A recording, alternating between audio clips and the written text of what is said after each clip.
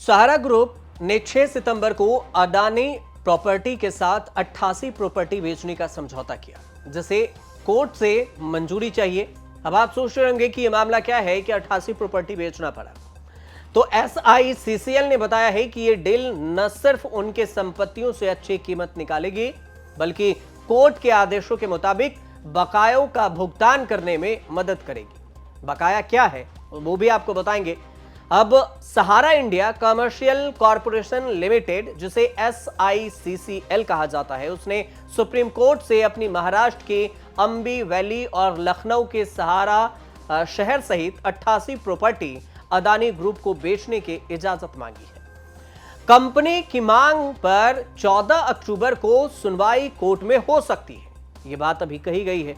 हालांकि इससे पहले भी सहारा ने कई चल और अचल संपत्तियों को बेचकर करीब करीब 16,000 करोड़ रुपए जुटाए, जिसे सेबी के सहारा रिफंड अकाउंट में जमा करा दिया गया।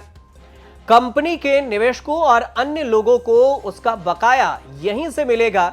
जो निवेशक थे, सहारा में पैसा लगाए थे, उनको यही पैसा मिलेगा।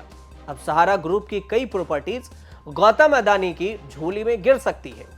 और यह मामला क्या है पूरा, इसे एक एक कर समझते हैं। लेकिन समझने से पहले आपको बता दें कि जो वकील है, सहारा समूह से संबंधित वकील ने क्या जानकारी दिया। तो सहारा समूह से संबंधित कई संपत्तियों को अडानी प्रॉपर्टीज प्राइवेट लिमिटेड को 6 सितंबर 2025 के टर्म शीट में निर्धारित नियमों और शर्तों पर बेचने के लिए अनुमति मांगी गई है। सहारा समूह से संबंधित पेंडिंग मामलों के दायरे में अब अंतरिम आवेदन में यह कहा गया है कि इस न्यायालय द्वारा समय समय पर पारित कई आदेशों के अनुसरण में और कई आदेशों के माध्यम से इस न्यायालय की अनुमति हमें मिली है, और इसी के बाद हमने यह फैसला किया है कि SICCL और सहारा समूह बड़ी कठिनाई से अपने कुछ चल और अचल संपत्तियों को बेचने में सक्षम हुए हैं, और इससे जो हासिल राशि है, जो पैसे हैं, वो बाजार में नियामक सेबी सहारा रिफंड के खाते में जमा करा दिया गया। सेबी सहारा रिफंड, जिसमें यह कहा गया कि कुल 24,030 करोड़ रुपए की मूल राशि में से सहारा समूह ने अपनी चल और अचल संपत्तियों की बिक्री परिसमापन के माध्यम से लगभग 16,000 करोड़ रुपए की राशि प्राप्त की है, और उसे सेबी सहारा रिफंड खाते में जमा कराया गया है, जहां से निवेशकों को यह पैसा दिया जाएगा। SICCL का कहना यह हुआ कि नवंबर 2023 में सहारा समूह के प्रमुख सुब्रत राय का निधन होने के बाद समूह ने अपना एकमात्र निर्णयकर्ता खो दिया, जो कि अब तक समूह की ओर से सभी निर्णय ले रहे थे। इसमें यह कहा गया था कि दिवंगत सुब्रत राय के परिवार के सदस्य सहारा समूह के दैनिक व्यावसायिक संचालन और प्रबंधन में शामिल नहीं थे, इसलिए यह पैसा उनके परिवार की जिम्मेवारी नहीं थी। तो उनकी जो संपत्ति थी, बात आ गई प्रॉपर्टी पर कि प्रॉपर्टी बेचकर पैसे लिए जाएं। तो सहारा अपनी प्रॉपर्टी क्यों बेच रहा है? क्योंकि निवेशकों का पैसा लौटाया जाए। सहारा ग्रुप पर निवेशकों के 24,030 करोड़ रुपए बकाया है, जिसे ग्रुप की प्रॉपर्टी बेचकर जुटाए पैसे से चुकाया जाएगा। दूसरी बात कि संपत्ति बेचकर मिले पैसे को सेबी सहारा रिफंड अकाउंट में डाल दिया जाएगा, जहां से निवेशकों को यह पैसा मिल जाएगा। और एक और बात है कि कोर्ट के आदेशों का पालन भी करना है, जिसमें सुप्रीम कोर्ट ने सहारा ग्रुप को सीधे तौर से निर्देश दिया है कि वो अपनी देनदारी यानी बकायों को चुकाए। प्रॉपर्टी बेचकर जुटाई गई रकम से बकाया चुकाने पर कंपनी पर अवमानना कार्रवाई खत्म हो सकती है। सीधे तौर से कोर्ट की तरफ से यह कहा गया है। इसके बाद आती है फाइनेंशियल प्रेशर कम करने का भी एक ऑप्शन है कि आपके पास फाइनेंशियल प्रेशर है और इस वजह से प्रॉपर्टी बेचकर कम कर सकते हैं। सहारा ग्रुप की वित्तीय स्थिति ठीक करने, बकाया को चुकाने के लिए संपत्तियों को बेचना जरूरी है, और अब तक 16,000 करोड़ रुपए जुटाए जा चुके हैं और बाकी के रकम के लिए और संपत्ति बेची जा रही है, और भी संपत्तियां हैं उसको बेच रही है। और एक और पॉइंट है, वो है कि बाजार के मुश्किलों का सामना भी करना।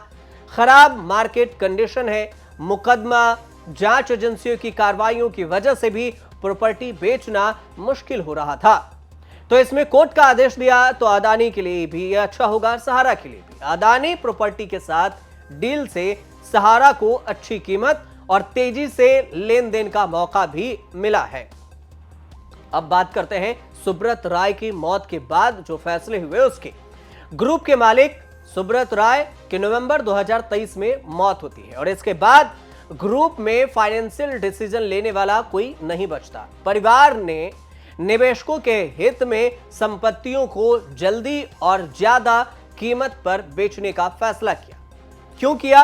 क्योंकि ग्रुप के जरूरी काम और लेन देन पूरे किए जा सके। सीधे तौर से मेन मोटो यही था। इसके अलावा आया कोऑपरेटिव सोसाइटी के निवेशकों को 5,000 करोड़ रुपए के लौटाने का भी आदेश आ गया। यह आदेश आया 12 सितंबर को। सुप्रीम कोर्ट ने सहारा ग्रुप की ओर से सेबी में जमा 24,030 करोड़ रुपए में से 5,000 करोड़ रुपए सहारा ग्रुप की कोऑपरेटिव सोसाइटी के निवेशकों को लौटाने का आदेश पारित कर देता है। इसके बाद सहारा ग्रुप में और भी प्रेशर क्रिएट होता है। इससे पहले देखें तो 29 मार्च 2023 को यही आदेश दिया गया था और इसी आदेश को दोहराया गया सितंबर में। अब सहारा ने बॉन्ड बेचकर 24,000 करोड़ से ज्यादा जुटाए थे। सहारा इंडिया ग्रुप के खिलाफ सबसे बड़ा जो केस है उनकी दो कंपनियों जिसे SIRECL और SHICL से जुड़ा हुआ है। कंपनी ने सेबी की मंजूरी के बिना ऑप्शनली फुल्ली कन्वर्टेबल डिवर्जन है यानी कि OFCDs बेचकर 24,000 करोड़ से ज्यादा छोटे निवेशकों से पैसे इकट्ठे किए। आरोप क्या लगा? आरोप यह लगा कि पब्लिक इशू था लेकिन सहारा ने इसे प्राइवेट प्लेसमेंट बताकर नियम तोड़े।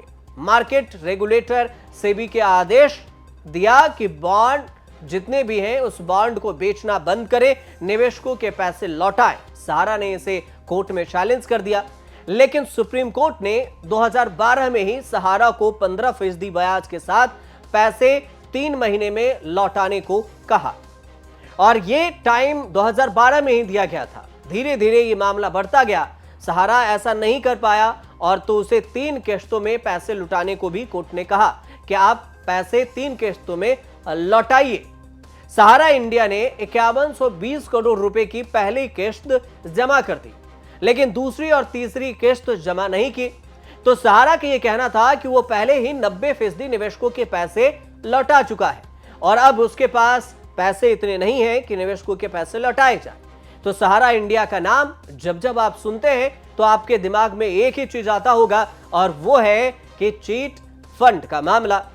चीट फंड का मामला की जो शुरुआत है कब हुई और सहारा इंडिया के उदय अस्त की कहानी क्या है ये भी अंत में समझिए। 1976 में सुब्रत राय की डूबती हुई चीट फंड कंपनी सहारा फाइनेंस को ज्वाइन करता है। 2 साल बाद 1978 में सहारा इंडिया की शुरुआत होती है। सिर्फ 2,000 रुपए से इसकी शुरुआत हुई। कंपनी छोटे निवेशकों से पैसा इकट्ठा करना शुरू किए। 1992 में सहारा ने हिंदी अखबार राष्ट्रीय सहारा लॉन्च किया। इससे ग्रुप को देश भर में मजबूत पहचान मिली। 1990 की बात है। रियल एस्टेट में भी सहारा ने कदम रखा और महाराष्ट्र के पुणे के पास luxury township Aamby Valley City project शुरू किया। इसके बाद सहारा एक एक कर हर क्षेत्र में कदम रखता गया। साल 2000 में सहारा ने टीवी लॉन्च किया। Finance, real estate, media, hospitality, इन सारे इंडस्ट्री में सहारा ने विस्तार किया और ये सब होता गया। लेकिन एक टाइम ऐसा आया जो मैगजीन की भी शुरुआत हुई। कोलकाता फुटबॉल लीग में भी स्पॉन्सरशिप किया। IPL में भी Pune warriors, hockey India league में भी यूपी विजार्ड्स और पोलो टीम भी सहारा ने लॉन्च किया। ये वो दौर था जब सहारा पीक पर था। लेकिन इसके बुरे दौर शुरू हुए IPO लाने के बाद। IPO कब आया? IPO आया 2009 में। यहां पर अक्टूबर 2009 से IPO की शुरुआत होती है और सहारा के बुरे दिन शुरू होते हैं। Sahara housing investment corporate DRHP file करते हैं। सेबी जांच शुरू करती है। 2010 में नेशनल हाउसिंग बैंक से शिकायत मिलती है। सेबी सहारा से स्पष्टीकरण मांगता है। केस होता है, कानूनी लड़ाई तेज होती है। 2012 में सुप्रीम कोर्ट का सेबी के पक्ष में फैसला आता है। उसके बाद यह मामला आता है 24,000 करोड़ रुपए का कि निवेशकों को 24,000 करोड़ रुपए लौटाए जाएं। यह आदेश कोर्ट की तरफ से दिया जाता है। धोखाधड़ी के आरोप भी लगते हैं। फिर लगातार सुनवाई होती है, संपत्ति अटैच किया जाता है, सहारा इंडिया का अकाउंट फ्रीज कर दिया जाता है। ये सारे मामले चल रहे होते हैं। सुब्रत राय जेल जाते हैं, फिर जमानत मिलती है। 2017-2023 के बीच में ये सारी कहानियां हो चुकी होती है। 2017-2023 के बीच संपत्तियां बेचकर 16,000 करोड़ से ज्यादा सेबी को सहारा ने दे दिया, जमा कराया। 14 नवंबर 2023 को सुब्रत राय का निधन हो जाता है। 25 आता है 2025 में ग्रुप अदानी प्रॉपर्टीज को 88 प्रॉपर्टियां बेचने की सुप्रीम कोर्ट से मंजूरी मांगता है कि अदानी ग्रुप को 88 प्रॉपर्टी बेचना है। जांच एजेंसियों के परिवार पर कार्रवाई अभी भी जारी है। धीरे धीरे कई ऐसे मौके आए जब सहारा ने राइज भी किया और फॉल भी किया। दोनों मतलब उदय भी हुए और अस्त भी हुए। लेकिन अब बात सहारा इंडिया कमर्शियल कॉर्पोरेशन लिमिटेड के, जिसमें SICCL ने सुप्रीम कोर्ट से अपने महाराष्ट्र के अंबी वैली और लखनऊ के सहारा शहर सहित 88 प्रॉपर्टी अदानी ग्रुप को बेचने की इजाजत मांगी है। अब यह है कि इस इजाजत पर 14 अक्टूबर को सुनवाई होगी कि सहारा इंडिया अपनी प्रॉपर्टी अदानी को बेचे या नहीं। यही पूरा मामला था। आपको अगर अच्छा लगे तो हमारे चैनल से जुड़िए, सब्सक्राइब कीजिए, शेयर कीजिए, कमेंट कीजिए, देखते रहिए न्यूज़ तक।